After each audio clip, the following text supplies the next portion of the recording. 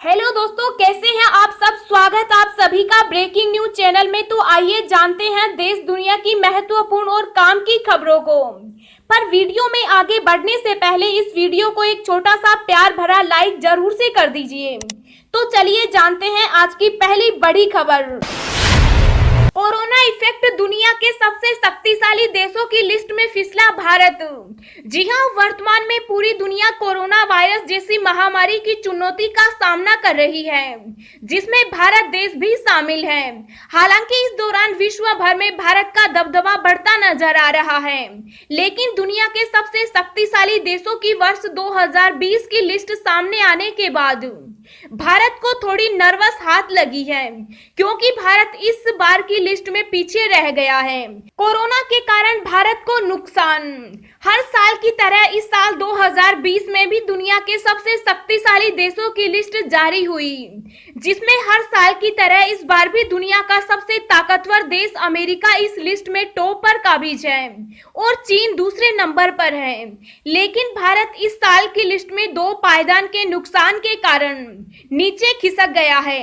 इस साल कोरोना महामारी इफेक्ट की वजह से प्रमुख शक्ति वाले शक्तिशाली देशों की लिस्ट से भारत बाहर हो गया। खाता धारक ध्यान दें, अगले महीने नहीं किया यह काम तो रुक जाएगी पेंशन।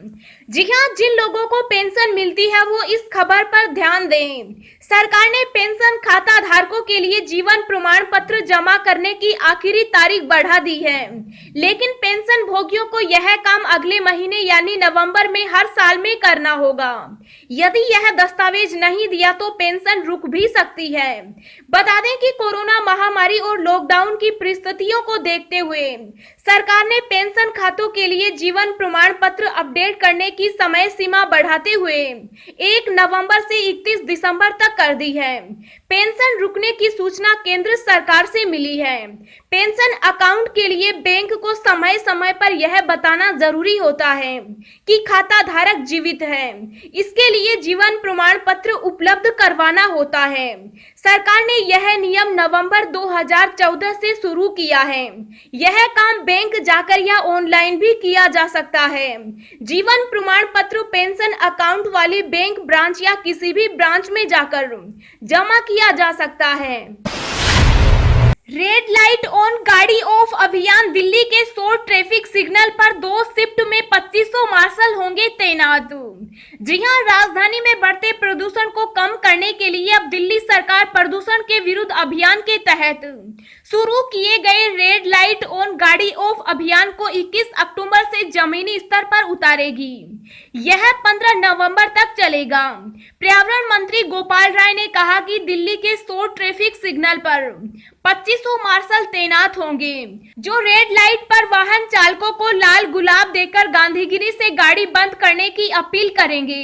यह अभियान सुबह 8 बजे से रात 8 बजे तक चलेगा। हर चौराहे पर 10 मार्शल तैनात होंगे और 10 सबसे बड़े चौराहे पर 2 गुने मार्शल तैनात होंगे। मार्शल 2 शिफ्ट में तैनात होंगे। पहली शिफ्ट 8 बजे से 2 बजे तक और दूसरी शिफ्ट 2 बजे से 8 बजे तक होगी। दोस्तों, आपको बता दूं और भी बहुत बड़ी काम की खबरें हैं, इम्पोर्टेंट खबरें हैं। लेकिन अगर आप ब्रेकिंग न्यूज चैनल पर पहली बार आए हैं तो चैनल को सब्सक्राइब कर बेल आइकन जरूर दबा दीजिए, और अगर आपने पहले से ही सब्सक्राइब कर रखा है तो आपका तहे दिल से धन्यवाद। और हाँ दोस्तों, अभी तक आपने इस वीडियो को लाइक नहीं किया तो लाइक भी कर दीजिए। अब दिमाग की नसों को नुकसान पहुंचा रहा कोरोना वायरस, AIIMS में सामने आया पहला केस। जी हां, दुनिया भर में फैला कोरोना वायरस संक्रमण अब फेफड़ों के अलावा शरीर के अन्य हिस्सों को भी प्रभावित करके हमला कर रहा है। दिल्ली स्थित अखिल भारतीय आयुर्विज्ञान संस्थान में पहला ऐसा मामला दर्ज किया गया, जिसमें कोरोना वायरस के कारण मस्तिष्क की नसों को नुकसान हुआ। ऐसा 11 साल की बच्ची के साथ हुआ, जिसके कारण उसे अब धुंधला दिखने लगा है। डॉक्टर अब बच्ची के स्वास्थ्य पर एक विस्तृत रिपोर्ट तैयार कर रहे हैं। इसे जल्द ही प्रकाशित किया जाएगा। दिवाली पर योगी सरकार ने दिया शानदार तोहफा, फेस्टिवल पैकेज का किया ऐलान। जी हां, देश में खरीदारी का सबसे बड़ा पर्व दिवाली अब कुछ दिनों की दूरी पर है।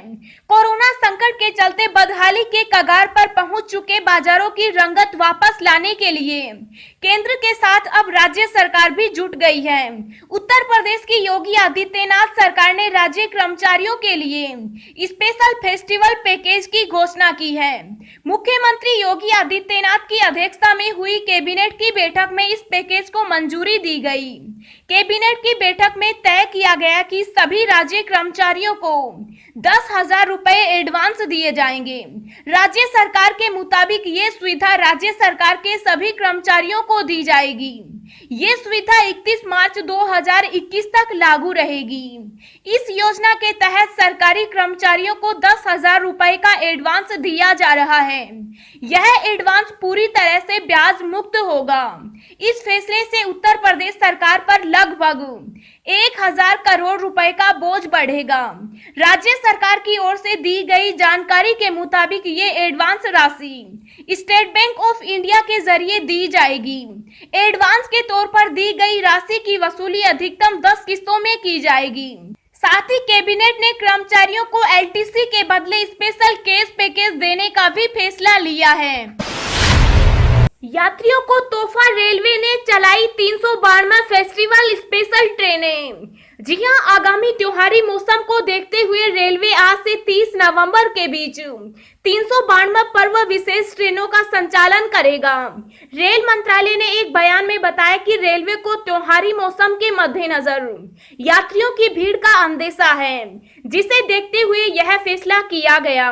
बयान में बताया गया कि दुर्गा पूजा, दशहरा, दिवाली और छठ पूजा के दौरान छुट्टियों की वजह से मुसाफिरों की बढ़ती मांग को पूरा करने के लिए कोलकाता, पटना, वाराणसी, लखनऊ समेत अन्य स्थलों के लिए विशेष ट्रेनें चलाई जाएंगी। अब तक रेलवे ने 300 से अधिक मेल एक्सप्रेस रेलगाड़ियों को सेवा में लगाया गया है, जो समूचे देश में अब नियमित तौर पर चल रही है। अधिकारियों ने बताया कि ये पर्व विशेष ट्रेनें 30 नवंबर तक ही चलेंगी। ये विशेष ट्रेनें 55 किलोमीटर प्रति घंटे की गति से चलेंगी और विशेष रेलगाड़ियों का किराया इन पर लागू होगा। रेलवे ने कोरोना वायरस महामारी के कारण अपनी नियमित सेवा को स्थगित कर दिया है और मांग तथा जरूरत के हिसाब से रेलगाड़ियों का संचालन कर रहा है। सीरम इंस्टीट्यूट को मिली इंटरनेशनल कोरोना वैक्सीन के ट्रायल की मंजूरी। नाक के जरिए दिया जाएगा ये टीका। जी हां, दुनिया भर में कोरोना संक्रमण से 4 करोड़ के करीब लोग संक्रमित हुए। वहीं अभी तक इस महामारी से 10 लाख से ज्यादा लोगों की मौत हुई। कोरोना संक्रमण से सबसे ज्यादा मौत अमेरिका में देखने को मिली है। वहीं ज्यादातर देश कोरोना संक्रमण को रोकने के लिए लगातार कोशिश कर रहे हैं। अब खबर मिल रही है कि कोरोना संक्रमण के नियंत्रण के लिए इंटरनेशनल वैक्सीन का निर्माण किया जा सकता है, जिसका ट्रायल भारत में शुरू करने की तैयारी हो रही है।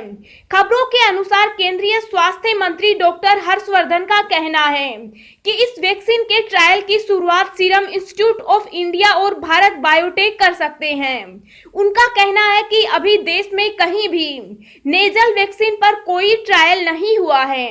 इस वैक्सीन को नाक के जरिए संक्रमित के शरीर में पहुंचाया जाएगा। क्या सच में भारत में 4 महीने में कंट्रोल हो जाएगा कोरोना? 7 अहम बातें। जी हां, क्या ये सच है कि भारत में कोरोना वायरस के कहर का जो सबसे खराब दौर था वो गुजर चुका? करीब 1/3 आबादी में एंटीबॉडी डेवलप हो चुकी।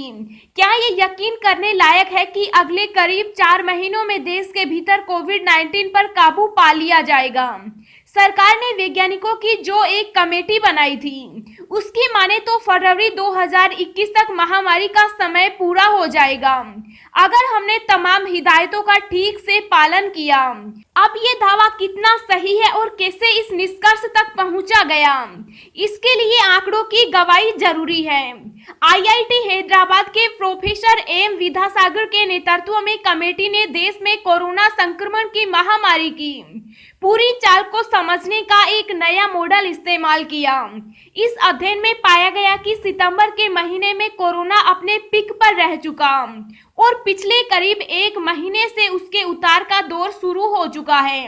इस अध्ययन में कहा गया है कि भले ही त्योहारों और सर्दियों का मौसम सामने हो, लेकिन सितंबर वाले पिक की तुलना में अब केस कम ही सामने आएंगे। देश के विज्ञान और तकनीक मंत्रालय ने एक महीने पहले यह कमेटी बनाई थी, जिसने कोरोना के खिलाफ सरकारी नीतियों को सही और सटीक करार दिया है। दूसरी तरफ स्वास्थ्य मंत्रालय ने भी कोविड-19 के खिलाफ अपनाई गई रणनीति को कारगर बताया है। अब हम आपको अगले 24 घंटों के संभावित मौसम पूर्वानुमान के बारे में बता रहे हैं। अगले 24 घंटों के दौरान आंध्र प्रदेश, तेलंगाना, कर्नाटक, ओडिशा, गंगेय पश्चिम बंगाल, नागालैंड, मणिपुर, मिजोरम और त्रिपुरा में हल्की से मध्यम बारिश के साथ कुछ स्थानों पर भारी बारिश की संभावना है। आंतरिक ओडिशा, दक्षिणी छत्तीसगढ़, मध्य महाराष्ट्र, दक्षिणी गुजरात, कोंकण, गोवा, मराठवाड़ा और तमिलनाडु में हल्की से मध्यम बारिश हो सकती है। केरल और दक्षिणी मध्य प्रदेश में हल्की बारिश के आसार हैं।